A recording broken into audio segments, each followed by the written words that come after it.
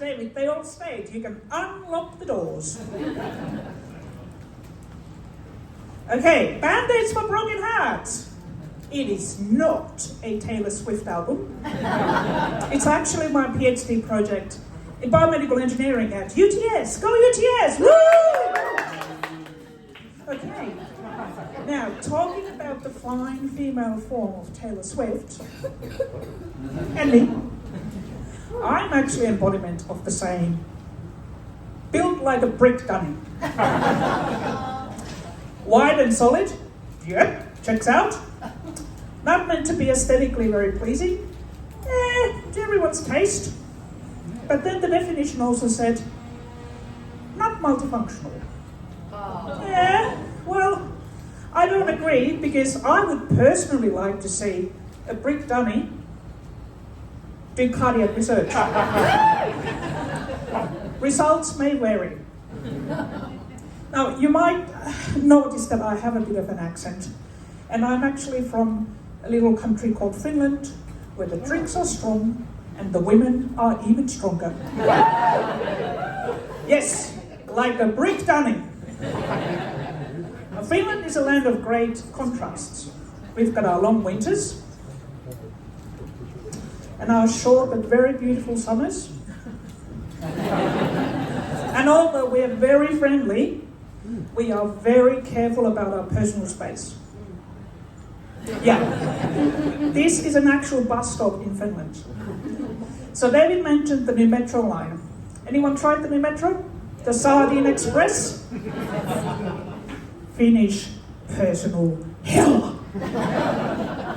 Can't recommend.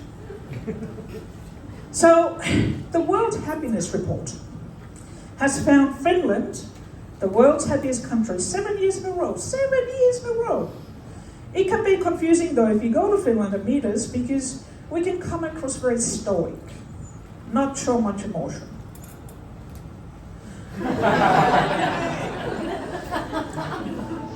This is one of our better known sports personalities, Kimi Räikkönen, having just scored another victory in the Formula 1 Grand Prix for Ferrari, and isn't he ecstatic? But all the sense of personal space and all the lack of emotion goes straight out the window when Finland wins the Ice Hockey World Championships. Oh, alcohol. Is there anything you can't do? But enough about catching hepatitis swimming in a marketplace fountain. Let's talk about my aspirations of becoming Dr. Frankenstein. So I'm doing cardiac research, and I use a methodology called 3D bioprinting. So when people hear cardiac research and bioprinting, they might think of something like this.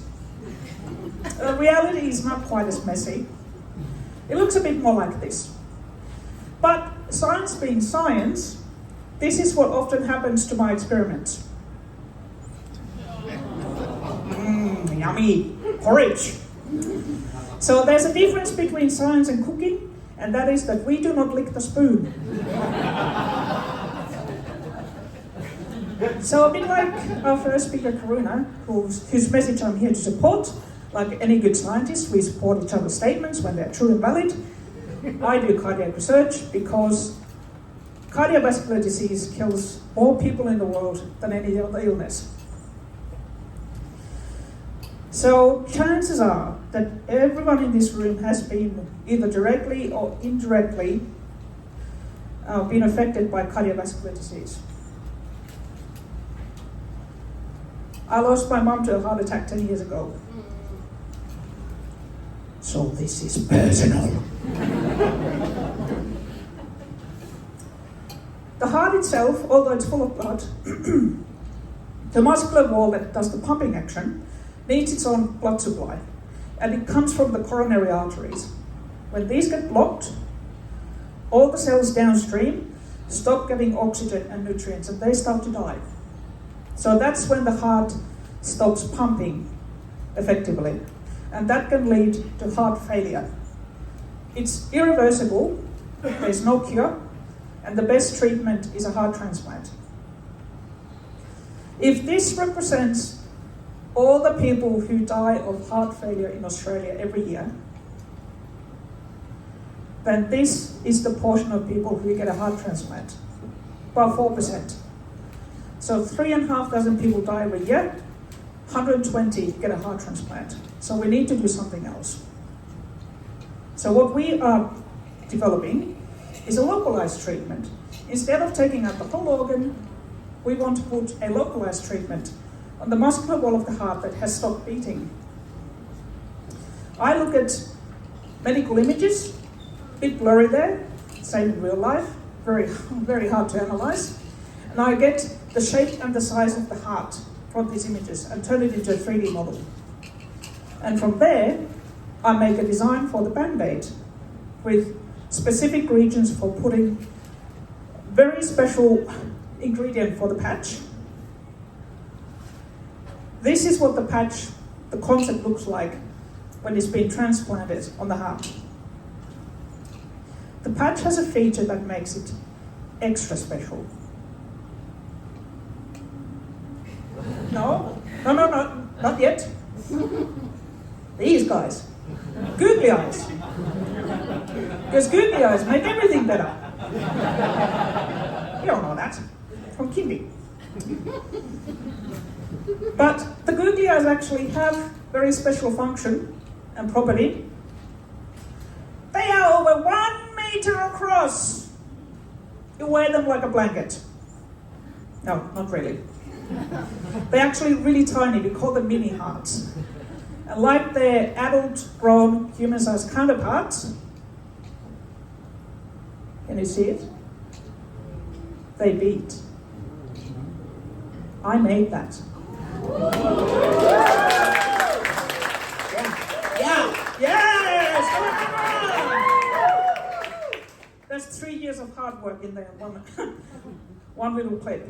So yes, these little mini hearts beat. They're tiny, and we need to make sure that when these mini hearts are transplanted in the patient, they do not get rejected. So, to give that extra beat, we actually make these out of the patient's own stem cells. We combine 3 different cell types found in a heart. Fibroblasts that build like a network that keep the mini hearts together and relay messages. Endothelial cells that build new blood vessels that are needed for taking oxygen and nutrients around the little mini heart. And the workhorse, the cardiomyocyte that gives the pumping action. We grow them in these little houses, in these little homes called mini molds, these tiny wells. And we want them to stay there until they start beating, but they act like teenagers. They run away and they leave a mess behind. Because they like to go hang out with their mates. But this is actually okay. We do want them to fuse together, but not too early, because if this happens, we can't pick them out individually. And then it's literally game over. So we pick these little mini hearts individually, mix them into what we call bioink, which is like aeroplane jelly or gel, load them into a print cartridge, and put the print cartridge into the bioprinter. The printing itself looks like this. The big pink patch, the bottom, is a larger patch that gives it structural integrity. And then we also need to put the googly eyes in a separate ink. The reason we put them separately, because we want them on a specific area only, is they're super expensive. Just like with printers, the ink's more expensive than the printer. Now, when the patch is finished, it looks a bit like this. We can't actually see the googly eyes with naked eyes, so we look at them under a microscope, and this is just one individual little mini heart in a 3D bioprinted filament. But we want lots of them. Because when they come together, they actually start to talk to each other, and they start to dance at the same beat. So all the little googly eyes and mini hearts in the patch actually beat in unison. That's what we want. The patch gets transplanted on the heart. It starts to help with the beating function, and then the heart starts to work better. Okay, easy concept, fantastic. Does it work? Yes. Oh, at least in mice it did. So what our team has done previously, they've taken a group of mice. First, they weren't very nice to them. They gave them heart attacks. Showed them pictures of big cats. No, they actually gave them surgery.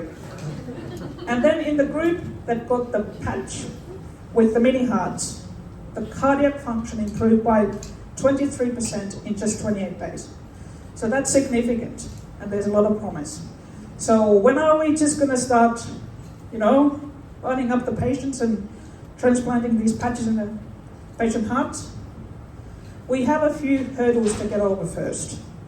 And our nemesis is the regulatory process.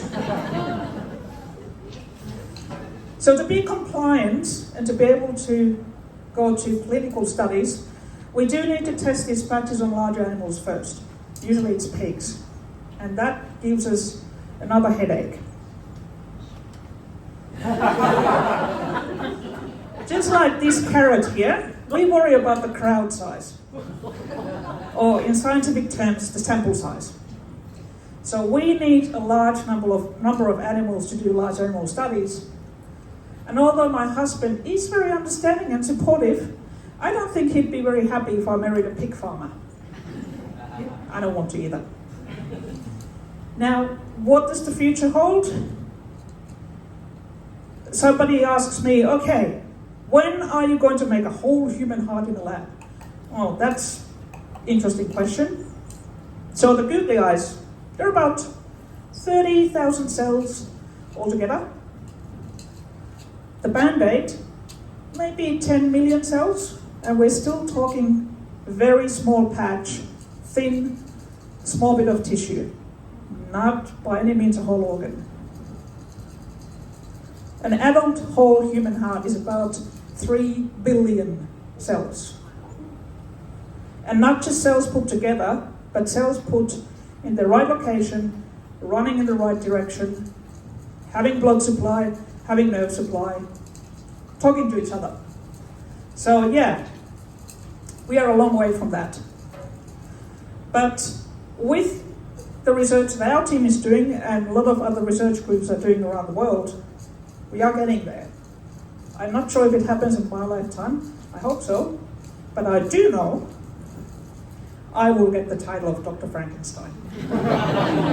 Thank you, and take care of your hearts.